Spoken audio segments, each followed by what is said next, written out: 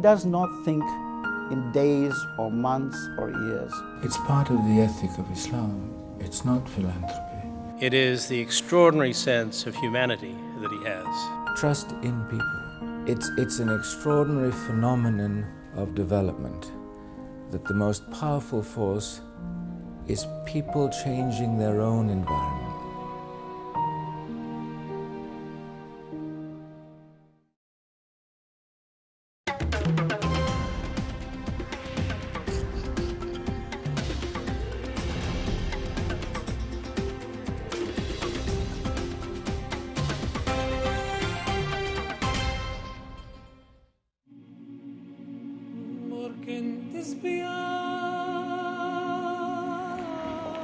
Once known as Karim Shah, now as the AGA KHAN, His Highness is the spiritual leader of the Ismaili Muslims, a community from the Shia branch of Islam.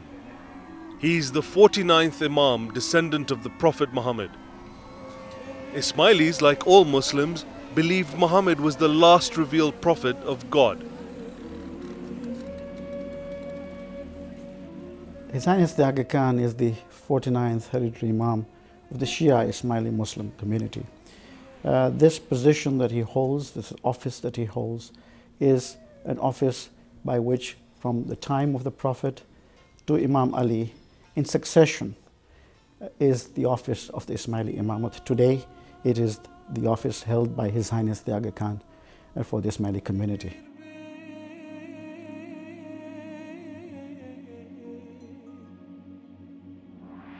Most of the Ismaili faithful community came to Africa from the Indian subcontinent in the late 19th century. They came to Africa when the British first brought in Indian laborers to build the railways in East Africa. Many Ismailis followed as traders, at first settling along the Indian Ocean coast. They settled in much of Eastern Africa, Mozambique, Angola, and South Africa, and later on in West Africa. There is a long history that connects the Ismailis to Africa, and in fact connects Islam to Africa. It's interesting that the first refugees of Muslim history, when they were being persecuted for their religious belief, actually found refuge with the Christian ruler of Abyssinia, now Ethiopia. There has been immense prejudice surrounding Islam, and this has increased over time with the acts of extremism, as witnessed globally. But this is not a true picture of the religion. In fact, Muslims like the Aga Khan and most of his Ismaili followers embrace such teachings from the Quran as He created for you mates from among yourselves, that ye may dwell in tranquility with them. Those who spend freely, whether in prosperity or in adversity, who restrain anger and pardon all men, for Allah loves those who do good. People know very little about Africa, people know very little about Muslim culture, civilizations, and within that vacuum it's so easy to develop stereotypes that are based on current events. And I think partly when political problems are given a kind of religious, theological twist, then it compounds the understanding. His Highness has supported projects that have benefited Ismailis and non-Ismailis. His generosity to others has been driven by charitable tenets in the Muslim faith and his own sympathetic spirit when encountering situations where he can make a difference. In many parts of Africa, there are no Ismailis where we operate. The Aga Khan Development Network, for example, is very active in Mali, in Ivory Coast, in Burkina Faso. There are no Ismailis there. So the presence of Ismailis is not a criterion that His Highness applies. He looks at the help that he can provide in working with the government.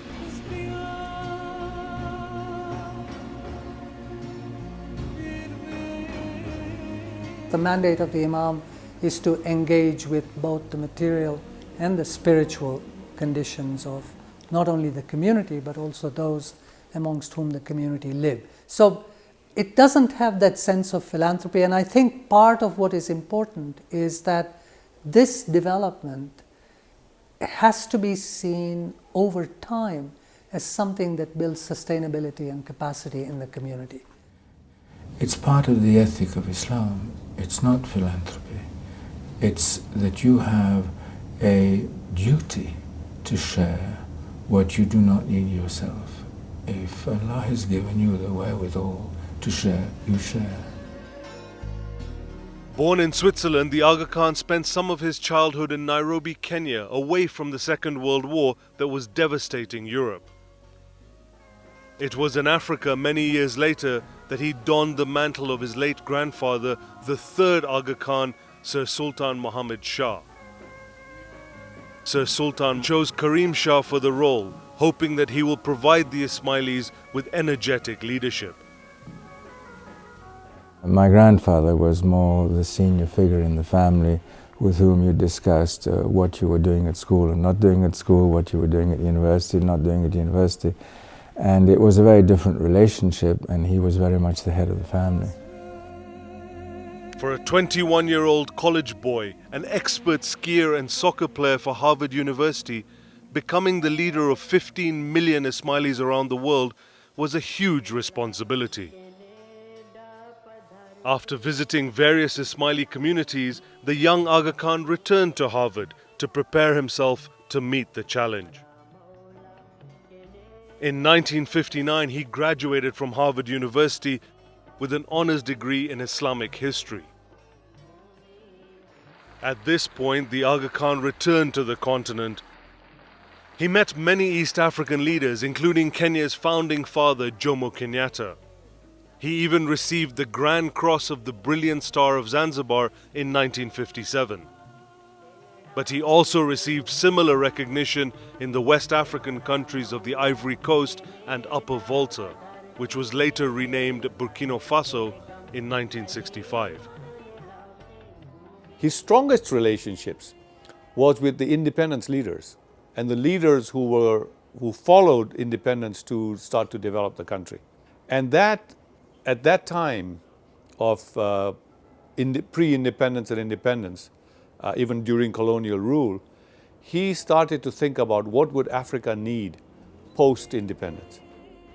These needs would form the basis for his development ideas, which would coalesce over the next 4 decades.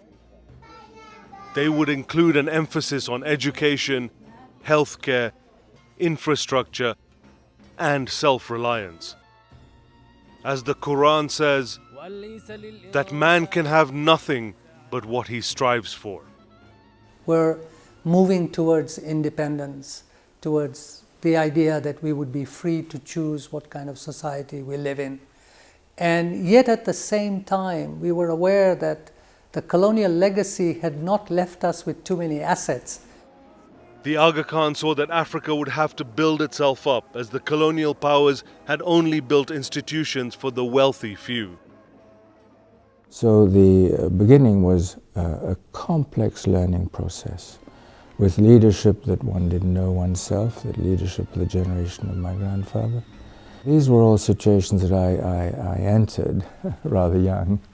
And I think the great challenge for him as Imam was to see how the community could become a catalyst in this environment for really generating the quality of change and quality of life for the people of East Africa as a whole.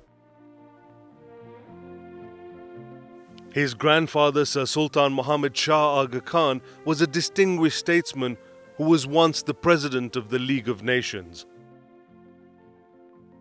He had assembled the beginnings of a worldwide development team, which evolved into what is now known as the Aga Khan Development Network, or AKDN. The new Aga Khan plunged into third world matters with great zest, continuing his grandfather's commitment to the social and economic progress of the Ismaili community. The Aga Khan Foundation provides a number of services and interventions, from agriculture and market development, education, health, community development, community civil society development, and the development of culture and heritage. Karim Shah would take a similar path to his grandfather, taking an international role. But he would complete his grandfather's benevolent ambition with the AKDN, not by taking an active political role.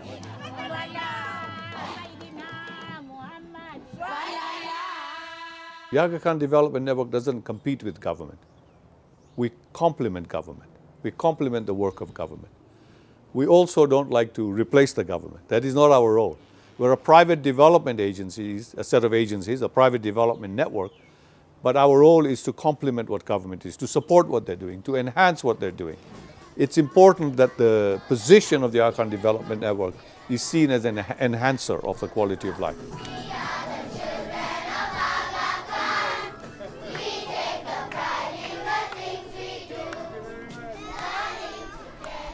Education is one area where the Aga Khan's personal experience taught him that quality could make a difference and build the capacity of people. Eyes over there. Good morning, good morning. Say good morning, His Highness. Good morning, His Highness. Please go on, I'm going to join the class. All right, welcome. The first Aga Khan Academy was established a decade ago in the coastal port city of Mombasa in Kenya. 2 other academies are now operational in Hyderabad in India and in Maputo in Mozambique, with 15 more on the drawing board. Being a Harvard alumnus, it is no wonder education is key amongst his developmental projects. Intellect is a very, very powerful force, and that has been there since centuries, and therefore the human intellect as a force is something which I am very, very admirative of and respectful of.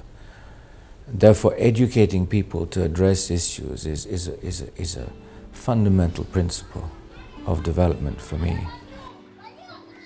Here, students are accepted without regard to race, religion, gender, family background, or finances.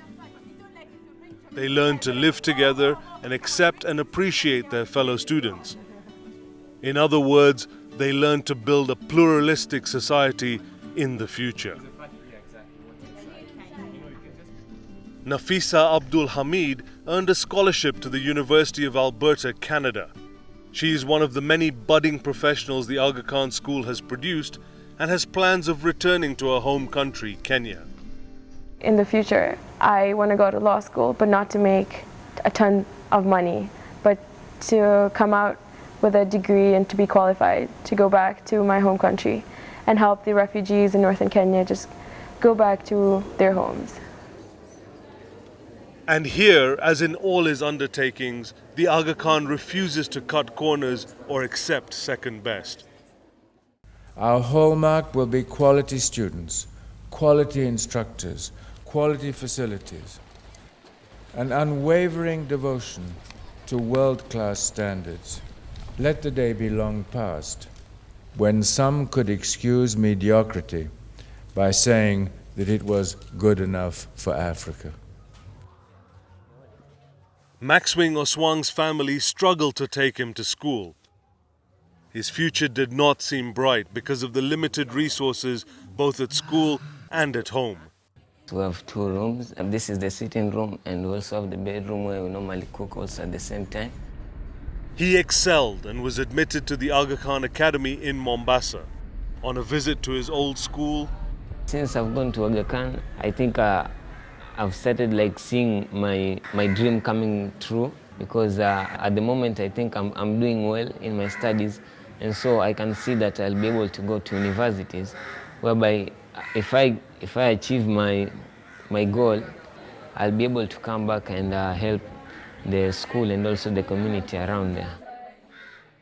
With Maxwing, I don't think that he would have gone far, because the father had already been retrenched, he's at home, and there are also some of his brothers. They are trying, but still they have not settled at all because of finances. We are a public school. We are using all government regulations and what we have our limitations. We have very little opportunity to train pupils for leadership. Through my interaction with the AGA KHAN Academy, I've seen that the children are taught literally everything. They are training world leaders who will go back to their society to make a change. And I feel that is a very, very noble idea.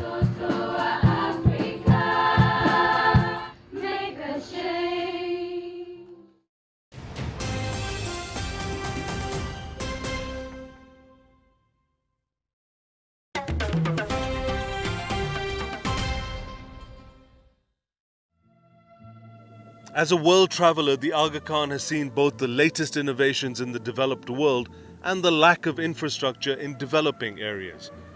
In Africa, he has eyed projects to improve local conditions for decades, often regardless of political situations. One good example of this is in Uganda. The Aga Khan's infrastructure operations arrived here during the rule of Idi Amin.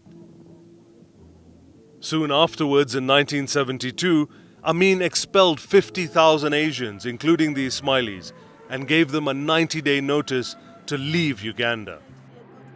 Dr. Vali Jamal, though only a boy then, recounts how Idi Amin expelled the Asian community from Uganda. People were afraid. He shot from the hip. He literally had shot people, but not Asians. So we knew that this is an impulsive person, and there was an agenda that was not going to tolerate Asian wealth to the extent that was there.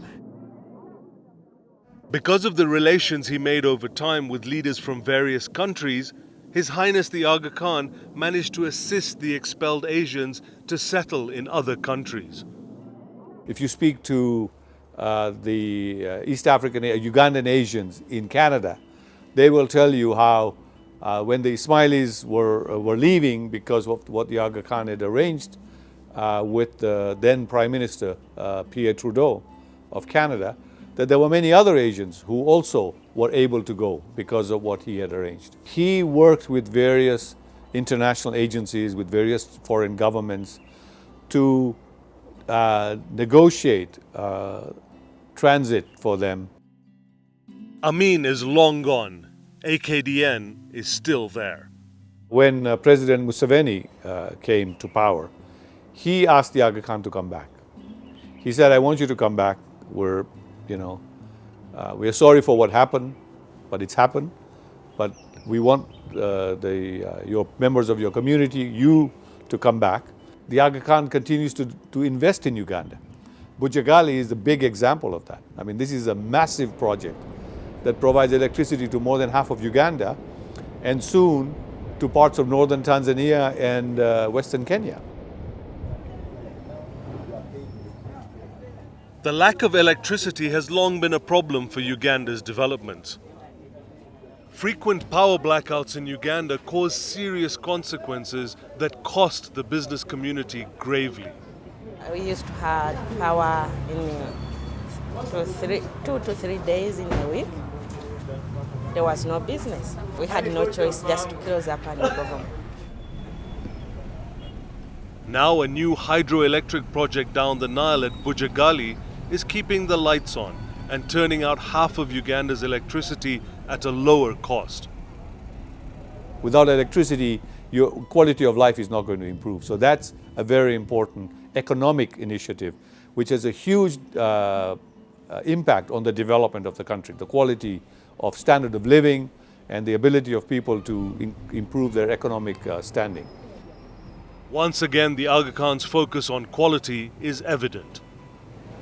The $900 million project would involve the AKDN, the Ugandan government, and key US investors who would tap experts to ensure the project's integrity. The approach of the Imamate has always been to respond to the development challenges and priorities of the countries in which it is engaged. Naturally, these priorities differ significantly from one country to another, and from one region to another. It has often meant taking courageous but calculated steps to create opportunity in environments that are fragile and complex at the same time. Bujagali now employs hundreds of Ugandans while supplying electricity to tens of thousands of locals. People are being empowered. He does not think in days or months or years. He thinks in generational terms. Because to have impact in the quality of life of people requires that you stay with this issue until you're able to eke out poverty and degradation. It's not a quick fix, in his words. This is not a Nescafe solution. I'm very suspicious of what the Americans call the quick fix. I don't believe in it. I think that it's better to build cautiously and on sound foundations. So, it takes a lot of reflection. I mean, just to give you one practical example, I think the university hospital in Karachi took 12 years of planning and thinking before I was in a position to say, we go ahead.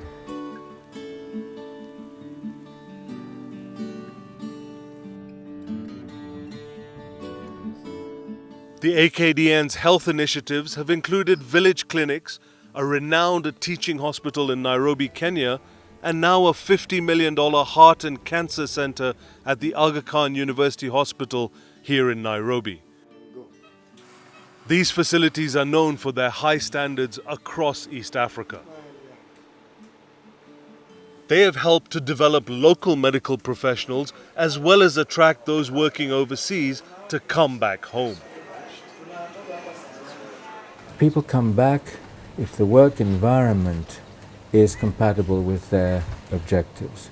And very often that compatibility is not only monetary. It's actually more often, at least in this field, academic, growth potential in professional contexts, and it's also the ability to bring the family back to the cultural context it was originally in.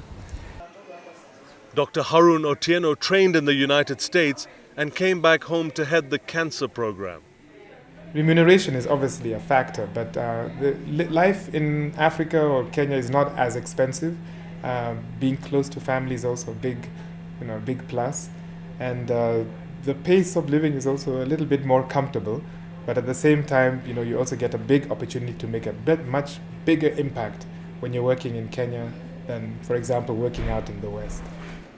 Other AKDN projects are private companies with activities that range from power to finance, leisure to aviation, pharmaceuticals to communication. These are companies that are designed to generate income. Profits are plowed back into projects to promote development. The philosophy of enabling people to take charge of their lives with economic independence. The AKDN spends an estimated $600 million annually on its projects, some of the money donated by the AGA KHAN, others coming from diverse sources. Obviously, His Highness the AGA KHAN is one of the biggest contributors to this particular effort. Another is the partners that we have. So the USAID, the Canadian government, the Japanese government, the German government, the French government, the Norwegian government, all of these are partners who support the work of the AGA KHAN Development Network because they see the impact, they see the outcomes of that work. One such AKDN company is the Serena Hotel chain. The Serena Hotels and Safari Lodges were created to promote tourism in Eastern Africa and generate funds for AKDN. Its 24 hotels and safari lodges have been built with local materials, local skills, and care for local cultures and environment. His Highness the AGA KHAN has shown the world how you can do economic development through preserving the environment. So each Serena hotel is planned in a very environmentally sensitive way, how it's, even in its design, the use of natural light, the use of natural ventilation, the use of natural materials, the landscaping. The Serena hotels only employ African staff, taking care of their welfare, health care, but more importantly, room to grow professionally. The AGA KHAN Development Network worldwide has over 80,000 people involved in it. I would say about 50,000 are in Africa, and the other 30,000 are outside Africa. At the Serena, visitors not only stay in the highest quality facilities, they also have peace of mind knowing they are not financing the exploitation of land or people. Because more than money, more than things, people are what it's all about. I'm a deep believer in the fact that if the environment is good, people live a better quality of life. They're more stable. Their children grow up in a better environment.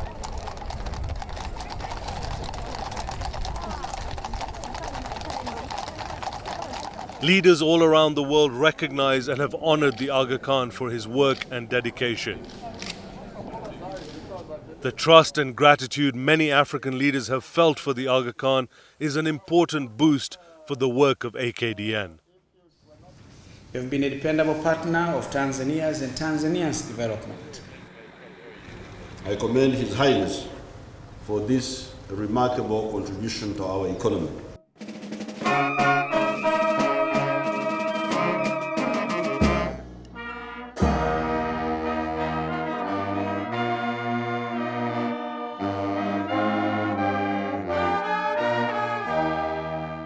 Me donne l'opportunité de rendre un vivant hommage au guide spirituel que vous êtes et souhaiter qu'Allah le Tout-Puissant comble vos fidèles de sa grâce. The welcomes may take many forms, but wherever it is, there is no mistaking the enthusiasm. Trust in people. It's an extraordinary phenomenon of development, that the most powerful force is people changing their own environment.